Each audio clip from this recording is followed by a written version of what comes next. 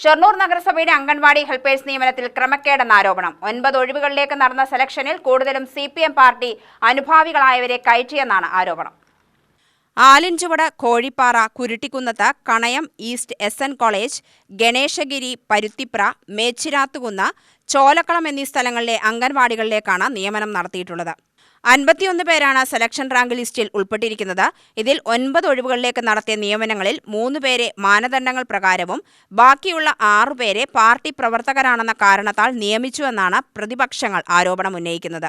ഒരു കുടുംബത്തിൽപ്പെട്ട ഒന്നിലധികം പേർക്ക് ജോലി നൽകിയെന്നുമാണ് പരാതി. വിധവ, ഭിന്നശേഷി, ജാതി തുടങ്ങിയ മാനദണ്ഡങ്ങൾ പ്രകാരമാണ് നിയമനം നടത്തേണ്ടത്. ഇത് ലംഘിച്ചാണ് നിയമനം നടത്തിയതെന്നാണ് ആരോപണം.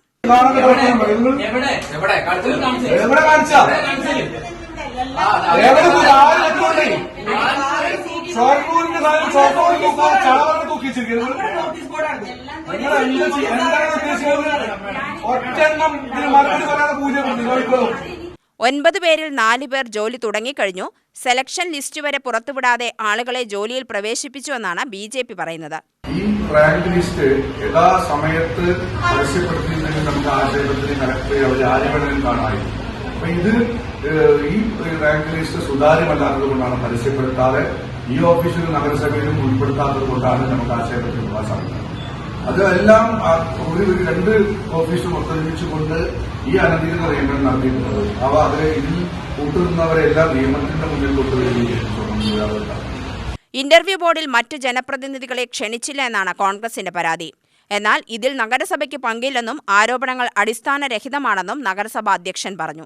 നഗരസഭയിലെ അംഗൻവാടി ഹെൽപ്പേഴ്സ് നിയമനത്തിൽ ക്രമക്കേട് ആരോപിച്ച പ്രതിഷേധങ്ങൾക്കും നടപടികൾക്കും ഒരുങ്ങുകയാണ് BJPയും കോൺഗ്രസും. BJP കൌൺസിലർമാരുടെ നേതൃത്വത്തിൽ Shoranur ICDS child development project ഓഫീസറെ ഉപരോധിച്ചു. റാങ്ക് ലിസ്റ്റ് പ്രദർശിപ്പിക്കുക പോലും ചെയ്തില്ലെന്നും അടുത്ത ദിവസങ്ങളിൽ ശക്തമായ പ്രതിഷേധങ്ങൾ സംഘടിപ്പിക്കുമെന്നും BJP പറഞ്ഞു.